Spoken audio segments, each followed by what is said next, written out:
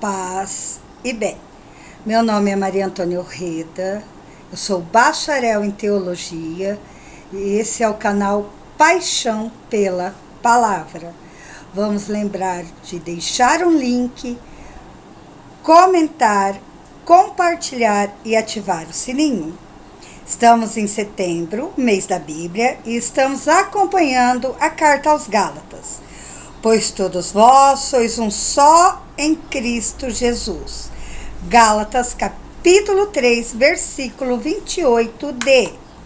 Ser herdeiros de Abraão, aderir a Cristo. A herança pertence a Jesus Cristo. Há aqui um confronto entre a fé e a lei. A lei, como um pedagogo, foi importante na história. Gálatas, capítulo 3, versículo do 15 ao 25. Irmãos, vou falar em termos humanos. Embora de origem simplesmente humana, um testamento feito em boa e devida forma não pode ser anulado ou modificado. Ora, as promessas foram feitas a Abraão e a sua descendência. A Escritura não diz "e as descendências", como para significar muitos descendentes. Ela diz "e a tua descendência", designando assim um só descendente, Cristo.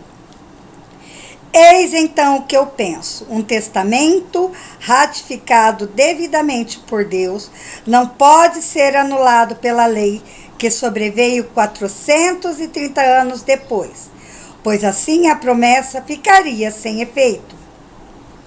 De fato, se é pela lei que se obtém a herança, então já não é virtude da promessa. Ora, foi por meio de uma promessa que Deus concedeu sua graça a Abraão. Então, para que a lei? Ela foi acrescentada em vista das transgressões, até que viesse a descendência a qual foi feita a promessa. Foi promulgada pelos anjos e entregue por intermédio de um mediador. Ora, não existe mediador de um só, mas Deus é um só. Portanto, a lei seria contra as promessas de Deus? Claro que não. Com efeito, se tivesse sido dada uma lei capaz de comunicar a vida, então a justiça viria realmente da lei. Mas as Escrituras pôs todos e tudo sobre o jugo do pecado, a fim de que pela fé em Jesus Cristo se cumprisse a promessa em favor dos que creem. Antes que se inaugurasse o regime da fé, nós éramos guardados como prisioneiros sob o jugo da lei. Éramos guardados para o regime da fé que estava para ser revelado. Assim, a lei foi como um educador que nos conduziu até Cristo, para que fôssemos justificados pela fé. Mas uma vez inaugurado o regime da fé, já não estamos na dependência desse educador. Palavras do Senhor, graças a Deus. Gálatas, capítulo 3, versículo 15 ao 18. A lei não anulou a promessa feita a Abraão. Usar o termo irmãos é o sinal de que o coração de Paulo estava se abrandando e também, meus filhos. O testamento humano, em nível jurídico, podia ser modificado. O de Deus, não. Deus iniciou a aliança, testamento, gratuitamente na promessa a Abraão. Deus fez um testamento. Os leitores gálatas precisavam compreender que as promessas feitas a Abraão eram um testamento para o Cristo, o descendente. Foi ele quem herdou as promessas feitas a Abraão. A lei vinda 430 anos depois, no Sinai, não podia invalidar um testamento anterior vindo do próprio Deus. Para Paulo, a lei e promessa são diferentes. Não era possível ter herança de Abraão ao mesmo tempo pela promessa e pela lei. Deus decidiu-se pelo caminho da promessa a Abraão. Ela não podia ser derrubada. Deus a deu gratuitamente por causa de sua bondade. Finalidade e situação da lei. Gálatas capítulo 3, versículo 19 ao 20. É uma semiperícope que assustou certamente os gálatas e os missionários cristãos judaizantes. O apóstolo, na finalidade, mostrou a lei sob uma perspectiva negativa. Ela foi acrescentada em vista das transgressões. Se o foi, então ela era secundária. Isso deve ter gerado muita complicação, porque o judaísmo e suas tradições veneram a lei. Ela era como uma árvore de vida. As transgressões, pecados, sempre existiram. Paulo estava afirmando que se os pecados já existiam, então a sua finalidade tinha sido de transformá-los em transgressões. Aí a lei ia mostrando a real situação do ser humano, fazendo manifestar-se o pecado, sendo este sutil e hábil.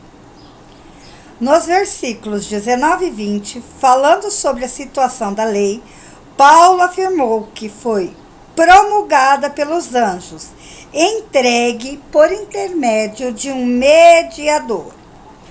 O Antigo Testamento não falou que a lei foi promulgada por anjos. Isso vinha de uma tradição judaica, que descrevia a presença dos anjos no Sinai. Depois, a tradução dos 70, Septuaginta, colocou em Deuteronômio, capítulo 33, versículo 2, a presença de anjos. Então parece que Paulo, lendo o original da Teofania do Sinai, acrescentando a tradição judaica, atualizou como manifestação dos anjos. Bem, Paulo quis apresentar o sentido desfavorável da lei, mostrando que ela não era totalmente divina, mas angelical, diferente da promessa, que era divina. Sobre o mediador, os anjos, segundo o apóstolo, promulgaram a lei, servindo-se de um mediador.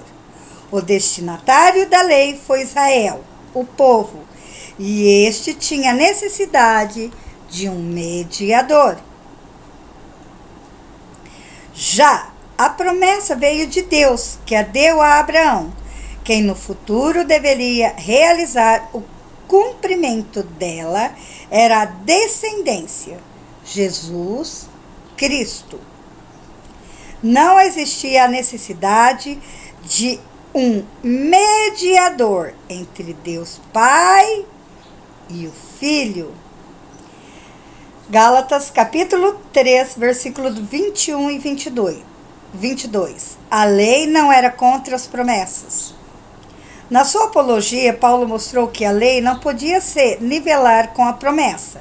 Isso porque a lei não é capaz de comunicar a vida e não trazia a justiça. Logo depois, frisou que todos estavam sob o jugo do pecado. Não se sabe qual era a citação da Escritura. A promessa foi dada aos que creem, ou seja, Deus deu a herança a quem tem fé em Jesus Cristo. Gálatas, capítulo 3, versículo 23 e 25. A lei foi como um pedagogo até a vinda de Cristo. Finalmente, Paulo mostrou o lado positivo da lei. Era como um educador, pedagogo. É interessante a figura do pedagogo. No mundo grego, referia-se a um empregado, muitas vezes um escravo, da confiança total do patrão e muitas vezes bem preparado. Sua missão era conduzir o filho da casa paterna à casa do mestre, escola, e depois trazê-lo de volta. O pedagogo exigia que o garoto levasse com determinação as ordens do pai, até que atingisse a maioridade. Muitas vezes ele cuidava da administração dos bens do menino. Era um trabalho benéfico. Aí terminava o papel do pedagogo educador. O agora jovem libertava-se da sua dependência. Assim, a lei deveria preparar todos para a fé como caminho, ida e volta, a justiça.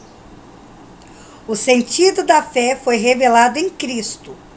Quando foi inaugurado o regime da fé, tudo mudou.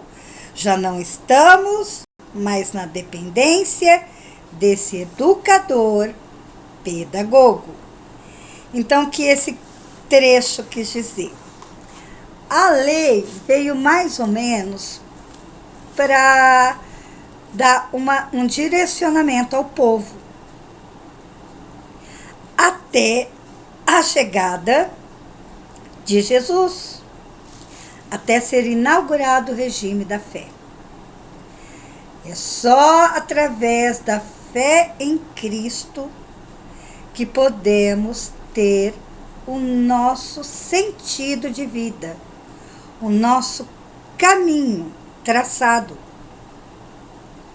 Não adianta ficar com muitas leis, e essas leis oprimiam muito o povo, sendo que o regime da fé muda tudo. Aí não precisamos mais ficar na dependência da lei, e sim na vivência da fé em Cristo Jesus. Paz e bem, e até o próximo vídeo.